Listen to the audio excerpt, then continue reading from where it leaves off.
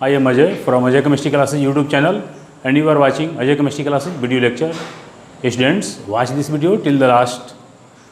Students, आज हम chemical kinetics part 7 में आज हम न्यूमेरिकल पढ़ेंगे। जीरो ऑर्डर के लिए दर स्थिरांक k equal to 1/t A0 minus A, ये क्या है? प्रारंभिक सांद्रता और ये है t समय बाद पदार्थ की मात्रा एवं ये अर्ध जीवन काल जीरो ऑर्डर रिएक्शन के लिए दर स्थिरांक के बराबर इतना और ये हो जाएगा A0 बटा में 2K। अब ये जो है A0 प्रारंभिक मात्रा, A t समय बाद पदार्थ की मात्रा। अब यहाँ पर तुम देख लो, ये जो t हाफ है अर्ध जीवन काल, ये किसके, ये जो है सीधा समानुपाती होता है पदार्थ की प्रारंभिक मात्रा का। t half is directly proportional to क्या होगा? पदार्थ की क्या? पदार्थ की प्रारंभिक मात्रा का। अब यहां पर देखो, ये के बराबर ये क्या है? सांद्रण, मोलर सांद्रण, और ये है समय। अगर तुम यहां कर देते हो ये वाला के बराबर क्या हो जाएगा? A0 बटा में 2t हाफ। यहाँ पर k की इकाई मोलर सांद्रण क्या है? ये क्या है? मोलर सांद्रण। A का मोलर सांद्रण, A का मोलर सांद्रण बटा में समय। तो k का जो k की इकाई होगी मोलर सांद्रण क्या होता है? मोल लीटर इनवर्स, और समय का क्या होता है? सेकेंड।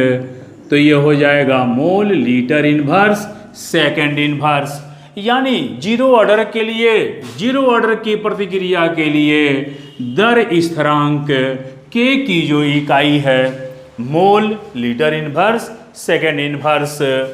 अब यहाँ पर फर्स्ट ऑर्डर के लिए क्या होगा? दर स्थिरांक के बराबर 2.303 बटा में t log A minus x, या 2.303 बटा में t log A क्या है? प्रारंभिक मात्रा। तो प्रारंभिक मात्रा हम A0 भी तो मानते हैं, और A माइनस x के जगह हम क्या ले लेंगे? A माइनस x क्या है? t समय बाद पदार्थ की शेष बची मात्रा। ये भी है, ये जो A है concentration, molar concentration of A, ये क्या है? A की t समय बाद शेष बची मात्रा। और A0 क्या है? ये है initial concentration of reactant A, and ये जो है स्मॉल a, ये भी है क्या? या तो A मानो या A0, या यहाँ पर A माइनस x या A। तो ये तो हमारा दर स्थिरांक है। यहाँ पर ध्यान दीजिएगा, ये है हमारा दर स्थिरांक। अब यहाँ पर अब देखो, एवं अर्ध जीवन काल, प्रथम कोटि की प्रतिक्रिया के लिए अर्ध जीवन काल क्या लिखवाए थे उस दिन? अंत में कितना आया था? 0.693 बटा में k। अब यहाँ पर देखो, t half is directly proportional to molar concentration, initial concentration of A, यानी पदार्थ की मात्रा का सीधा समानुपाती होता है। यहाँ पर देखो, प्रथम कोटि की प्रतिक्रिया के लिए जो अर्ध जीवन काल t हाफ होता है, t हाफ क्या यहाँ पर मोलर सांद्रण है? नहीं है। इसका मतलब है कि t हाफ अर्ध जीवन काल, प्रथम कोटि की प्रतिक्रिया में पदार्थ का अर्ध जीवन काल, ये जो है क्या है, पदार्थ की सांद्रता पर निर्भर नहीं करता है, बल्कि यह क्या दर स्थिरांक k का व्युत्क्रमानुपाती होता है। ये क्या है, ये व्युत्क्रमानुपाती होता है टी हाफ दर स्थिरांक का, किंतु यह टी हाफ यहाँ पर सांद्रण पद नहीं है, इसलिए क्या है, T half is independent of molar concentration of reactant. तो यहाँ पर हम ध्यान देंगे कि यही मेन डिफरेंस है यहाँ पर।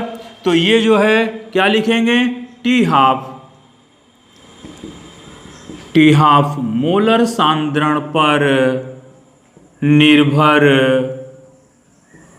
नहीं करता है, यह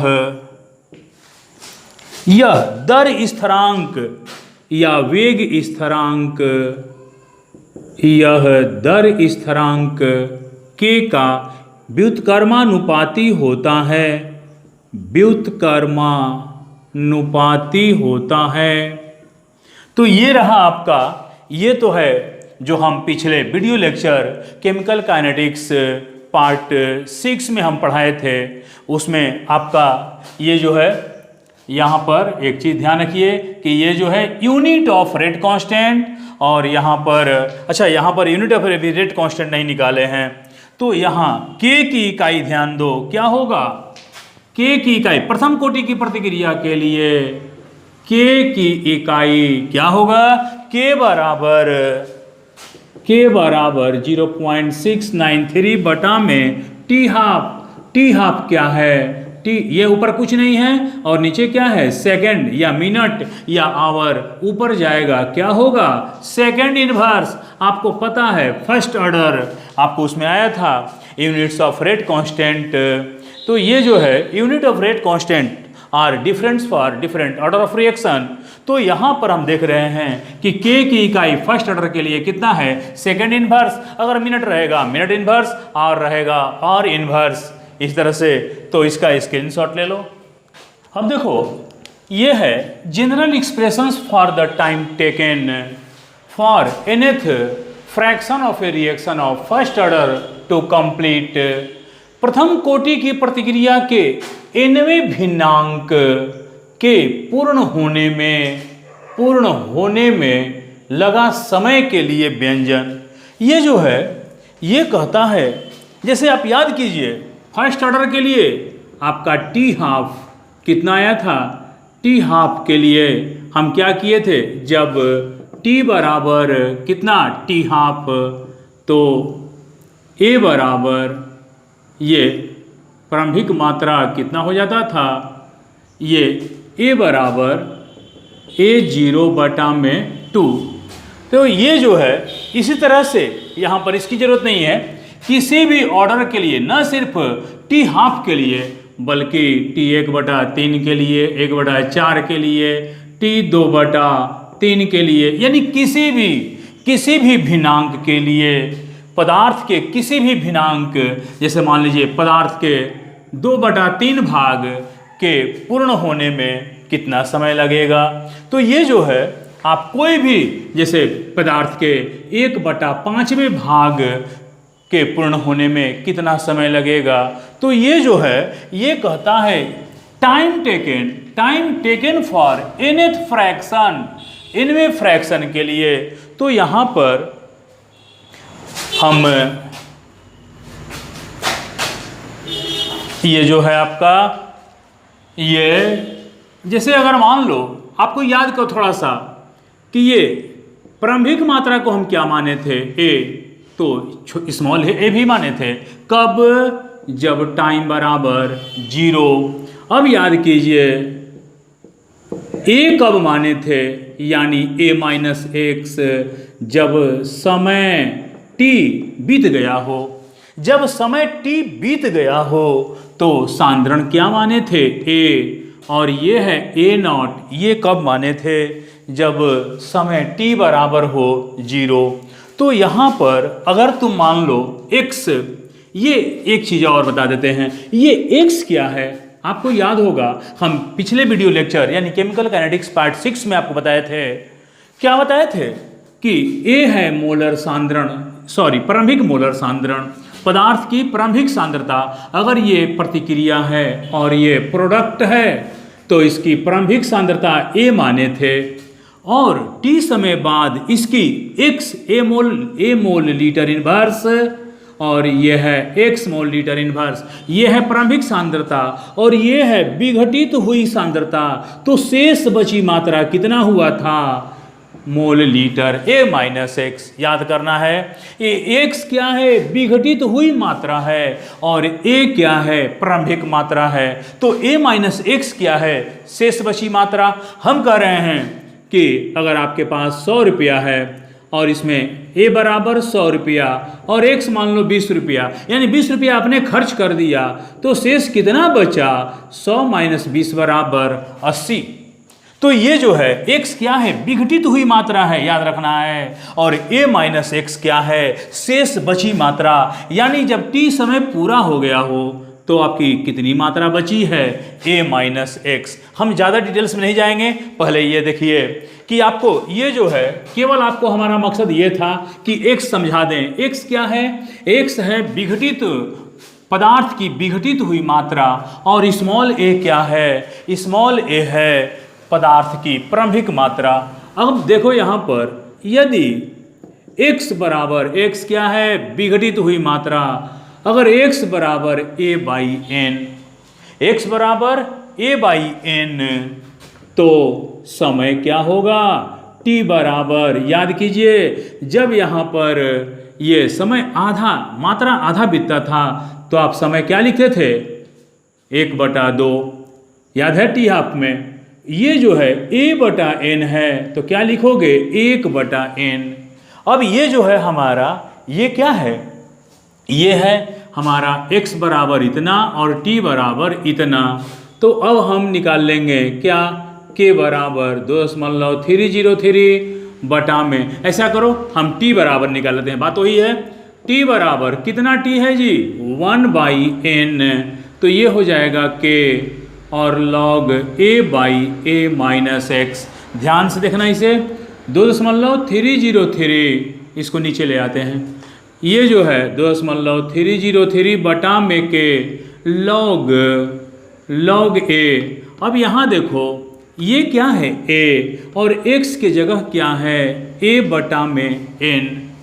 अब ये जो है आपका 2.303 बटा में के log, ये हो गया a, और ये क्या हो गया? एलसीएम ले लेंगे, n होगा तो ये हो जाएगा na माइनस a बटा में n।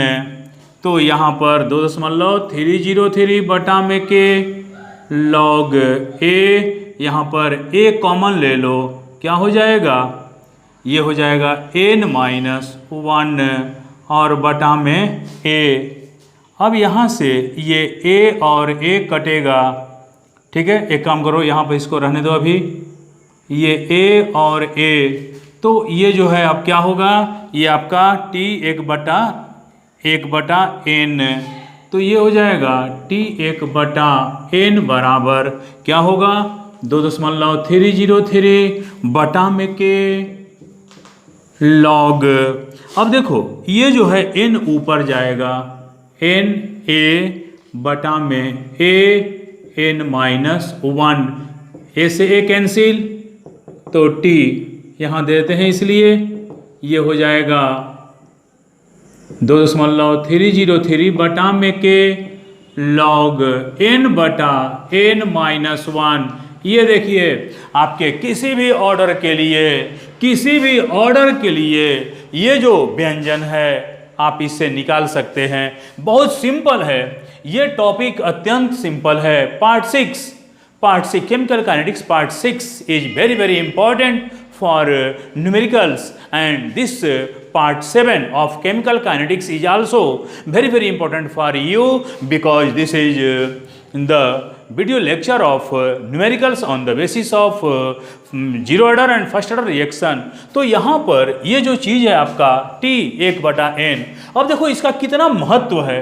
मान लो क्वेश्चन एक ले लो कि प्रथम कोटि के प्रतिक्रिया के लिए 1/4 भाग या 1/2 भाग, कितना भी तुम्हारी इच्छा करे जो रख लो, 1/4 भाग पूरा होने में कितना समय लगेगा?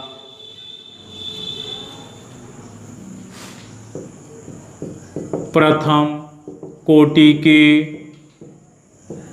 प्रतिक्रिया के 1/4 भाग पूरा होने में कितना समय लगेगा? यहाँ पर कुछ नहीं करना है, ये जो है 1/4 है ना, तो यहाँ पर तुम t 1/4 कर दो। यहाँ n के जगह क्या है? n के जगह यहाँ n के जगह 1/n, 1 क्या है? 4 है। दोस्त मान लो 303 बटा में के log 4 के जगह क्या कर दोगे? 4, और यहाँ पर n-1 क्या हो जाएगा? 3। ये देखिए यहाँ पर कुछ नहीं करना है, और ये क्या हो जाएगा? ये हो जाएगा दोस्त मान लो 303 बटा में के log a बाई बी बराबर log a minus log b, log 4 और 3 का मान रख देना है, और इसमें ये जो है निकल जाएगा आपका। इसमें कोई दिक्कत नहीं है, हम न्यूमेरिकल पे आएंगे, ठीक है। यहाँ पर log 4, अच्छा एक बात और है, यहाँ पर k का मान न्यूमेरिकल में नहीं दिए हैं। खैर हम आपको न्यूमेरिकल बनाने नहीं चले थे, इसमें केवल आपको ये बताने चले थे कि इसमें किसी भी भिन्न के लिए तुम निकाल सकते हो। अभी बता रहे हैं, जैसे अगर मान लो x बराबर a/4 हो, x बराबर क्या था? a/n। अगर तुम x बराबर a/4 मान लो, x बराबर a/3 मान लो, जो मानना हो, ये a का मतलब ये जो प्रारंभिक सांद्रण है यानी 1/4 क्या 1/3 जो मानना है, ठीक है। x बराबर 1/5 जिसको जो मानना मान लो, तो ये क्या हो जाएगा? t 1/, अगर मान लो हमें 1/4 निकालना है तो क्या लिखोगे? 1/4। दोस्त मान लो 303 k का मान अगर दिया रहेगा, बिल्कुल दिया रहेगा, रख देंगे, नहीं दिया रहेगा t हाफ से निकाल लेंगे, और यहाँ पर न्यूमेरिकल में बताएंगे आज ही आपको इसी वीडियो लेक्चर में। और ये अब देखो 4 है, n का मान कितना है? 4 है, तो ऊपर 4 n-1 4 - 1 3। अगर मान लो तुमको निकालना है 1/3 यानी पदार्थ की 1/3 भाग कितने समय में विघटित होगी, यानी पूर्ण होने में कितना समय लगेगा? कुछ नहीं करना है, log 3 है, n बराबर 3 है, तो 3 और ये 3 - 1 2।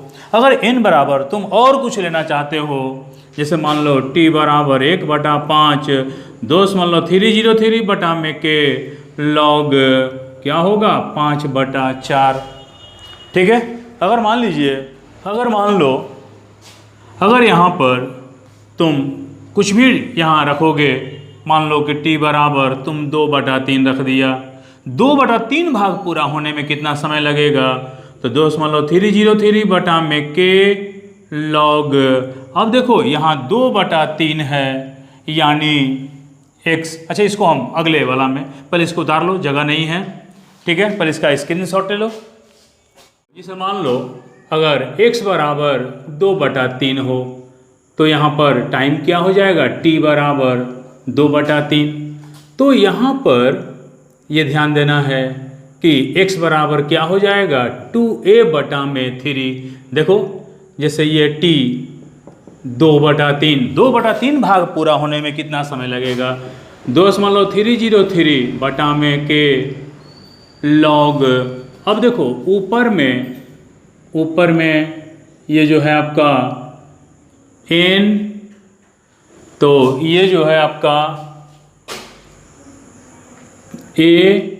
a माइनस x, तो ये आपका क्या हो जाएगा? दोस्त मान लो 303 बटा में के log a है, ये a है, x बराबर कितना है जी? x बराबर 2a/3। दोस्त मान लो 303 बटा में के log a, ये a हो जाएगा और ये हो जाएगा 3a 2a/3। तो 2.303 बटा में के लॉग ए बाई 3 2.303 बटा में के ये कहाँ गया, ये जो है लॉग 3a बटा में ए 2.303 बटा में के और लॉग 3 का मान हम रख देंगे, यानी 2 बटा किसी भी भाग के लिए ठीक है, किसी भी भिन्नांक के लिए हम क्या nवें फ्रैक्शन प्रथम कोटि की प्रतिक्रिया के लिए nवें फ्रैक्शन किसी भी nवें फ्रैक्शन के लिए हम यही सूत्र का इस्तेमाल करते रहेंगे। आपको हमने बता दिया, इसका स्क्रीनशॉट ले लो। General expression for the time taken for the reactant to reduce to nth fraction, प्रतिकारक की मात्रा घटकर nth भिन्नांक होने में लगा समय के लिए व्यंजन।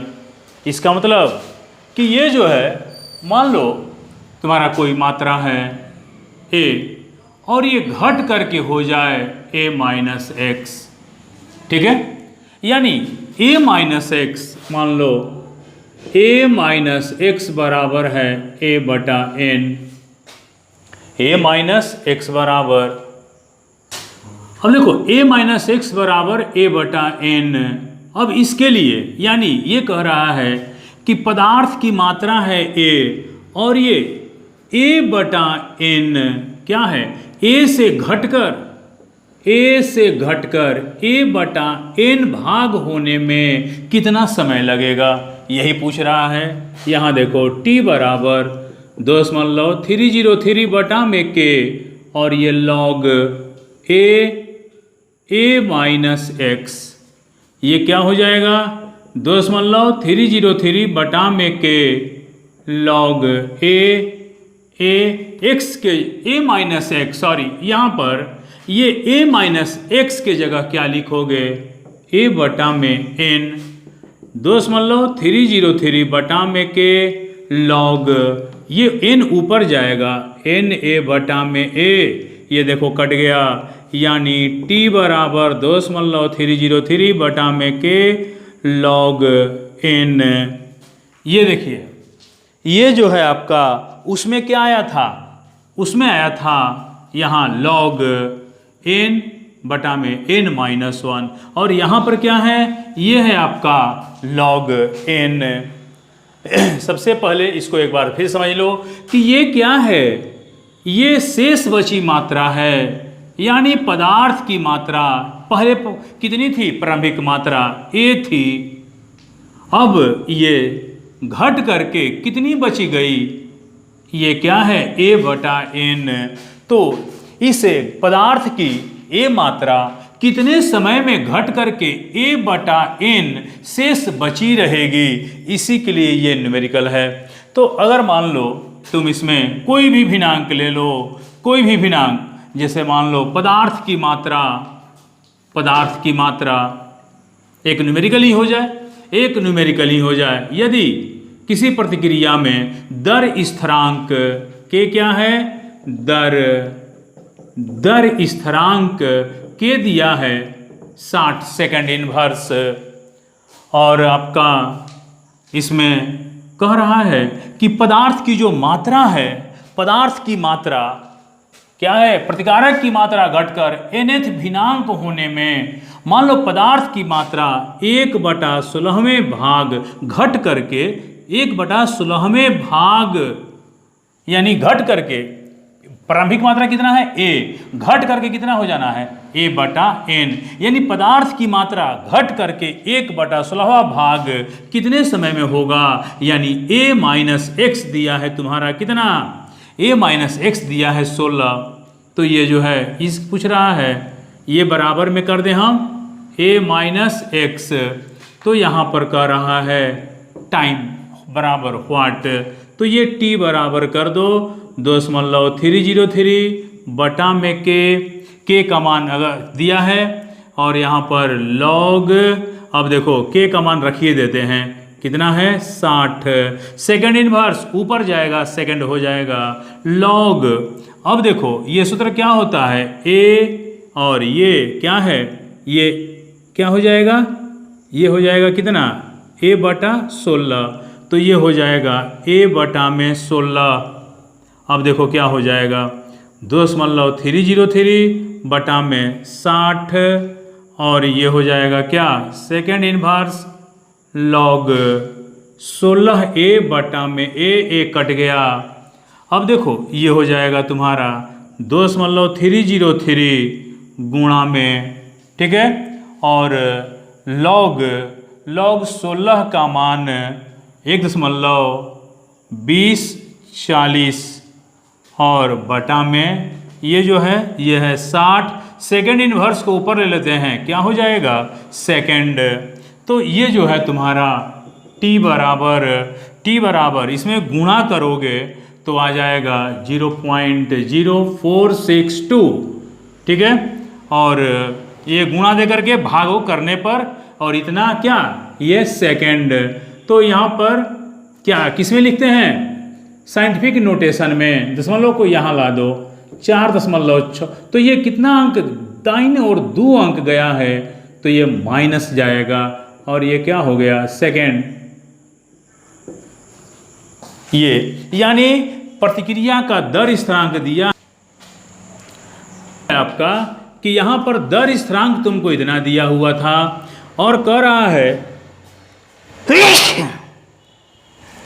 पदार्थ की जो मात्रा है घट करके 1/16 भाग पर आने में कितना समय लगेगा, यानी a माइनस एक्स तुम्हारा दिया है 1/16, इसी को हम क्या लिखेंगे, a/16 क्यों, क्योंकि प्रारंभिक मात्रा कितना है, a है, तो शेष बची मात्रा a/16, इसी a/16 कितने समय में, यानी एक a जो मात्रा है वो घट करके a/16 भाग कितने समय में होगा, तो ये जो है, तो इसका स्क्रीनशॉट ले लो।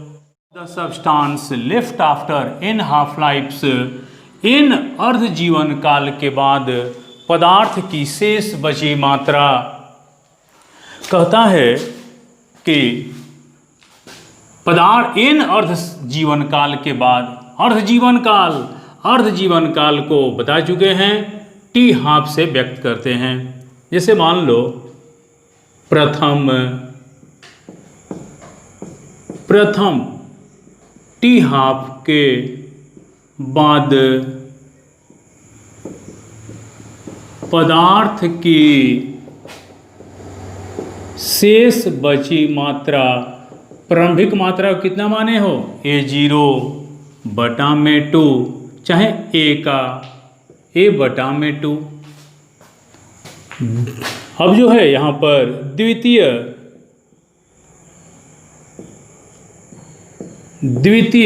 टी हाफ के बाद पदार्थ की शेष बची मात्रा a0/2 का पावर 2।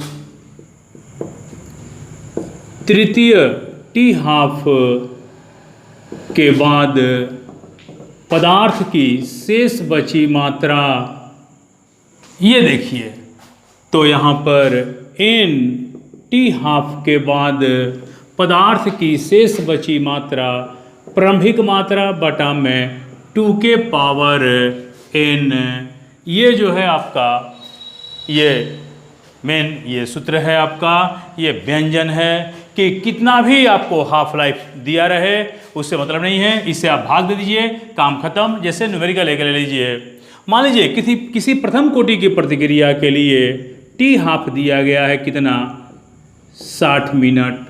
ध्यान दीजिए, ये जो है अर्ध जीवन काल दिया गया है 60 मिनट, तो कहता है 240 मिनट के बाद टी बराबर टोटल टाइम कितना दिया है, 240 मिनट।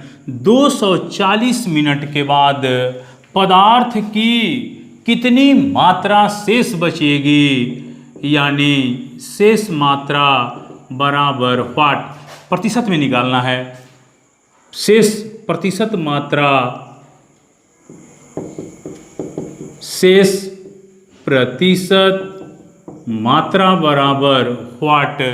यहाँ पर बहुत सिंपल है न्यूमेरिकल, ये जो है आपका अर्ध जीवन काल दिया है टी हाफ, टोटल टाइम है आपका 240 और ये है शेष प्रतिशत मात्रा, तो तो ये जो है तुम्हारे पास टाइम कितना है टोटल टी। तो यहाँ पर टी हाफ की पहले संख्या निकालो, टी हाफ की संख्या यानी एन निकालो। 240 मिनट है तुम्हारा टोटल टाइम और एक अर्ध जीवन काल कितने का है 60 मिनट का। तो तुम्हारे पास टोटल अर्ध जीवन काल यानी एन बराबर कितना आ गया 4 आ गया, एन बराबर 4। अब देखो इसलिए शेष बची मात्रा बराबर, शेष बची मात्रा बराबर, मान लो प्रारंभिक मात्रा को क्या मानोगे 1 मान लो, 1 मान लो। और ये हो गया तुम्हारा, यानी सूत्र पहले लिखो, पहले तुम सूत्र लिख लो। क्या सूत्र है A0 बटा में 2 का पावर n, A0 2 का पावर 4, A0 2 या क्या हो जाएगा 16। अब तुम मान लो a का पावर, अगर A0 मान लो 1 तो क्या हो जाएगा 1 बटा 16, तो 1 बटा 16 हो जाएगा।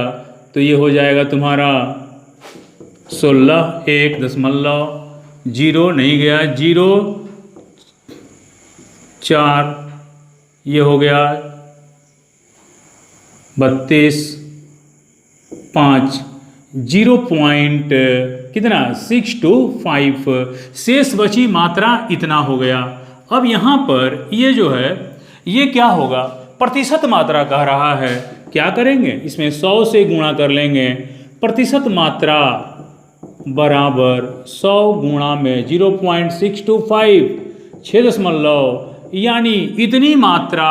ये जो है कहता है कि कोई भी पदार्थ की अर्ध जीवन काल 60 मिनट है। इसका मतलब क्या है 60 मिनट, अगर मान लो उसकी मात्रा कितना माने हो 1 ग्राम, तो 60 मिनट में वो कितना हो जाएगा आधा ग्राम, फिर ये आधा ग्राम, फिर अगले 60 मिनट में कितना हो जाएगा 1/4 ग्राम, फिर ये 1/4 ग्राम अगले 60 मिनट में कितना हो जाएगा 1/8 ग्राम, और फिर ये 1/8 ग्राम अगले 60 मिनट में कितना हो जाएगा 1/16 ग्राम। यानी ये देखिए 1 2 3 4 n बराबर 4, 60 60 60 60, टोटल मिनट कितना हो गया 240। तो यही तो कह रहा है कि किसी पदार्थ का अर्ध जीवन काल 60 मिनट है, तो 240 मिनट में उस पदार्थ की कितनी मात्रा शेष बची रहेगी। सबसे पहले हम क्या निकालेंगे number of half life times, number of half life times n निकाल देंगे, कितना आया 4। इसको हम सूत्र में पुट करेंगे, शेष बची मात्रा बराबर A0, यही ना सूत्र है A0 बटा में 2 का पावर n, A0 बटा 2 का पावर 4 16, A0 को मान लो कितना 1, माना कि A0 बराबर 1, तो इतना हो गया। और ये परसेंटेज पे निकाल लो, ये तो समझाने के लिए दिए थे, ठीक है। तो इसका स्क्रीनशॉट ले लो। स्टूडेंट्स ये आपका केमिकल काइनेटिक्स पार्ट 7 है। एक वीडियो लेक्चर और इसमें चलेगा, केमिकल काइनेटिक्स पार्ट 8 ये 7 रहा, और एक चलेगा उसमें 1-2 न्यूमेरिकल और दे देंगे और एक टॉपिक है, उसके बाद ये केमिकल काइनेटिक्स यानी पार्ट 8 तक चलेगा, पार्ट 8 तक चलेगा, ठीक है। तो स्टूडेंट्स आप जो है इस वीडियो को ज़्यादा से ज़्यादा शेयर कीजिए, क्योंकि अभी सभी स्कूल कॉलेज कोचिंग संस्थान सारे बंद हैं, इसलिए आप अधिक से अधिक इसको शेयर करें और इसे आप इस वीडियो से नोट्स बनाते चलें, क्योंकि नोट्स अगर बनाते चलेंगे तो ये आपको दिक्कत नहीं होगी। और एक बात और, अगर कहीं दिक्कत हो तो आप उसको वीडियो को बार बार देखें तो क्लियर हो जाएगा। लेकिन एक बात और है, नोट्स बनाते चलें, और अगर कहीं दिक्कत आती हो तो कमेंट बॉक्स में आप लिखें। और यदि किसी का पिछला वीडियो लेक्चर छूटा हुआ हो तो पिछले सारे वीडियो लेक्चर का लिंक दिया रहेगा, और प्लेलिस्ट में जाइएगा, प्लेलिस्ट में तो आपके सारे वीडियो एक के बाद एक लगातार वहाँ पर मिल जाएंगे, एकदम बिल्कुल ऑटो प्ले के रूप में मिलेंगे। इसलिए स्टूडेंट्स आप सभी वीडियो का नोट्स बनाते चलें, ये आपके लिए लाभदायक होगा, क्योंकि ये अभी कहा नहीं सकता है कि लॉकडाउन के चलते, कोरोना के चलते ये जो है कब लॉकडाउन हटेगा और कब कोचिंग स्कूल कॉलेज खुलेगा। इसलिए आप बार बार वीडियो को देखिए, नोट्स बनाते चलिए, ठीक है। तब तक जो है हम अगले वीडियो लेक्चर आएंगे, ठीक है। तब तक के लिए धन्यवाद।